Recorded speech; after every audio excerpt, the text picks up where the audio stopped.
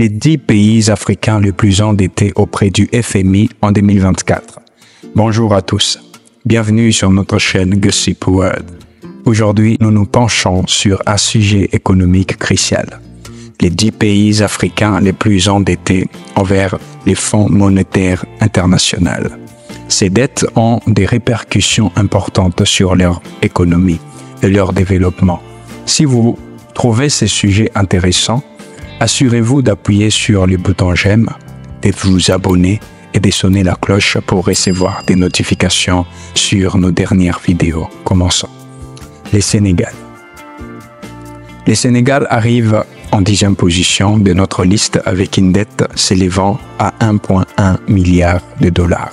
Cet emprunt substantiel a été principalement utilisé pour des projets de stabilisation et de développement économique.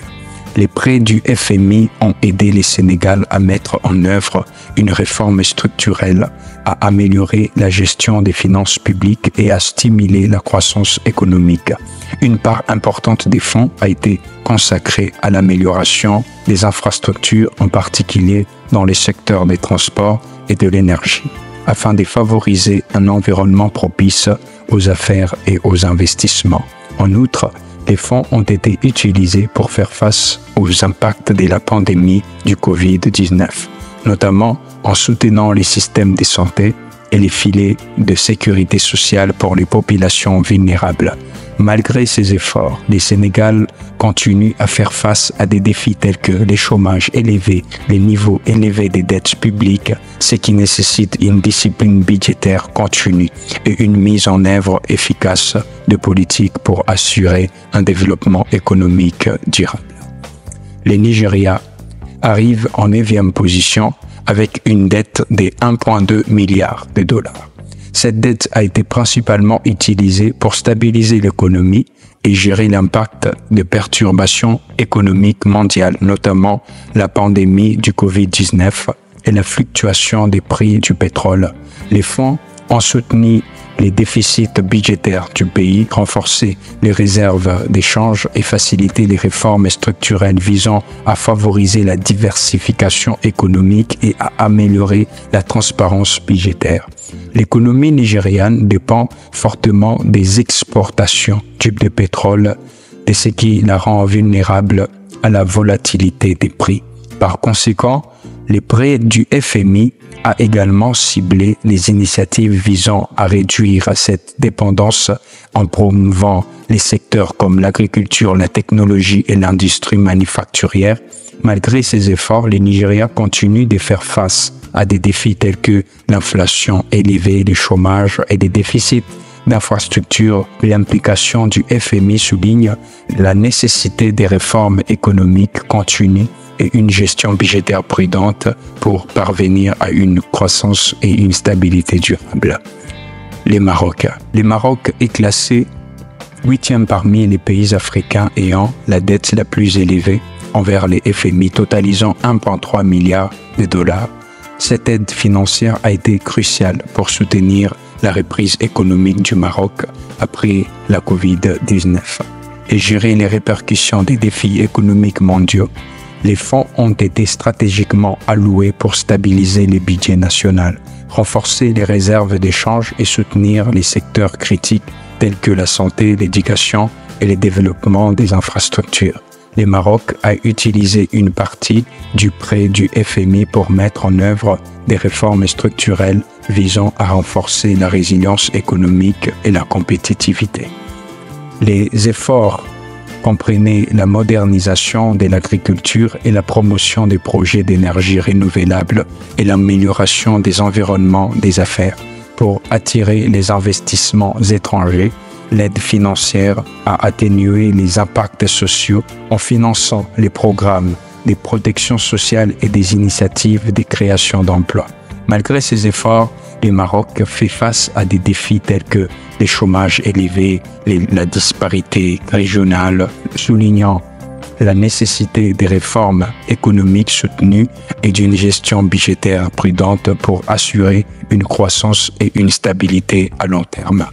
La République démocratique du Congo arrive en 7e position avec une dette de 1,4 milliard de dollars, principalement affectés à la stabilisation de l'économie du pays, marquée par des décennies de conflits et d'instabilité politique.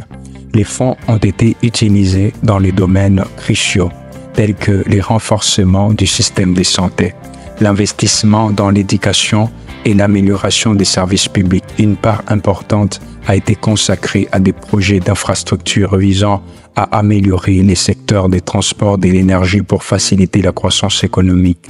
La gestion financière de la RDC s'est concentrée sur la lutte contre l'inflation, l'amélioration des politiques budgétaires et les renforcements de la gouvernance. Cependant, les défis économiques du pays restent considérables avec les taux de pauvreté élevés et une dépendance aux exportations minières rendant l'utilisation efficace des fonds du FMI crucial pour le développement durable.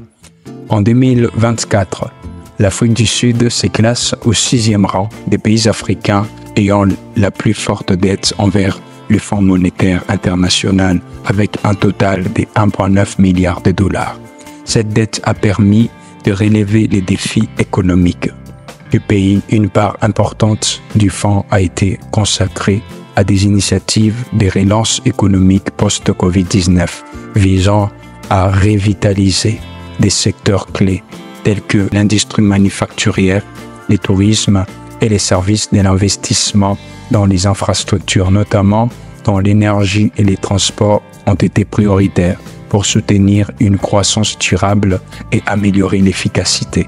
Les fonds ont également été utilisés pour renforcer les programmes sociaux, notamment les soins de santé et l'éducation, afin d'atténuer les disparités socio-économiques. La stratégie de gestion financière de l'Afrique du Sud vise à freiner l'inflation, stabiliser la monnaie nationale et réduire les déficits budgétaires. Malgré ces efforts, les pays continuent à lutter contre les taux de chômage élevés, des inégalités socio-économiques, rendant l'utilisation judicieuse des ressources du FMI essentielle à la stabilité économique et à la croissance à long terme.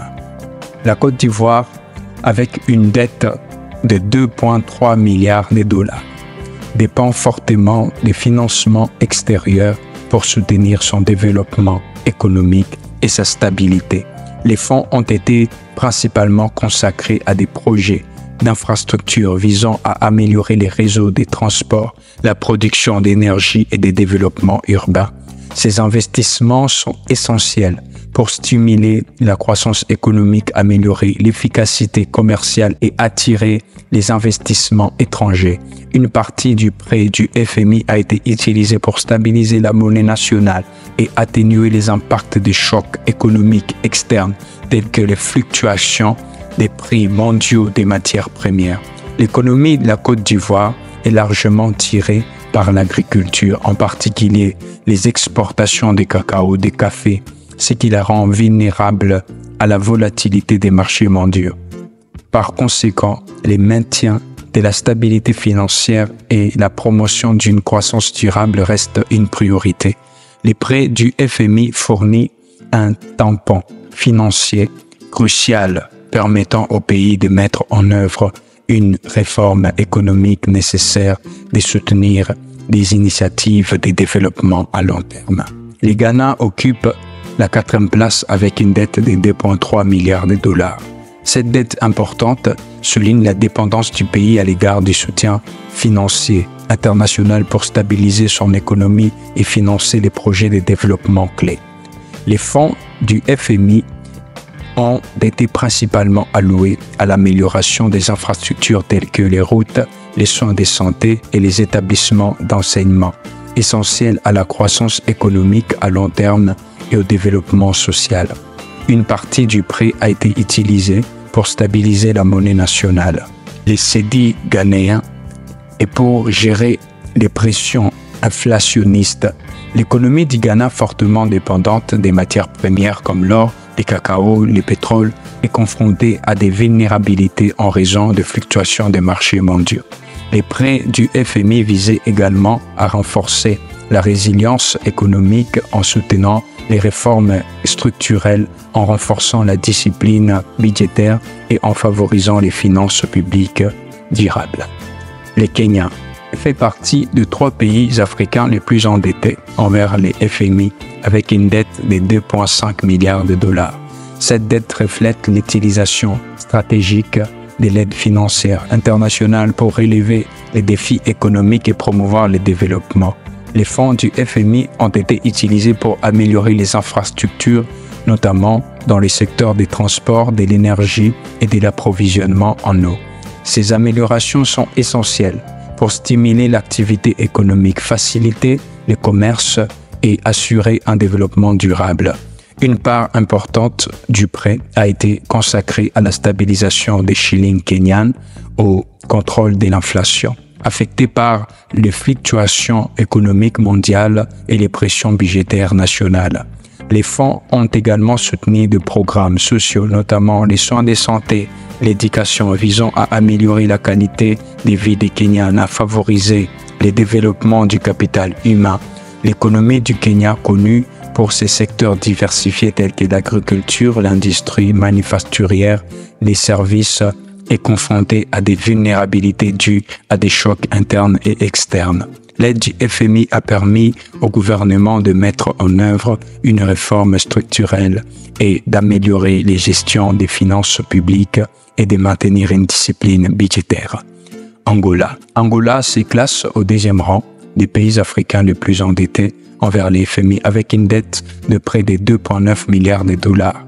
Cette dette importante met en évidence la dépendance de l'Angola à l'égard de l'aide financière internationale. L'Égypte a la dette la plus élevée envers le FMI, s'élevant à 10,2 milliards de dollars. Le niveau important d'emprunt a été consacré à des réformes économiques globales visant à revitaliser l'économie du pays. Une grande partie du fonds du FMI a été allouée pour combler les déficits budgétaires, réduire la dette publique et soutenir les réserves d'échange. Le gouvernement égyptien a utilisé ces ressources pour mettre en œuvre les réformes structurelles, notamment les réductions des subventions sur les carburants et l'électricité.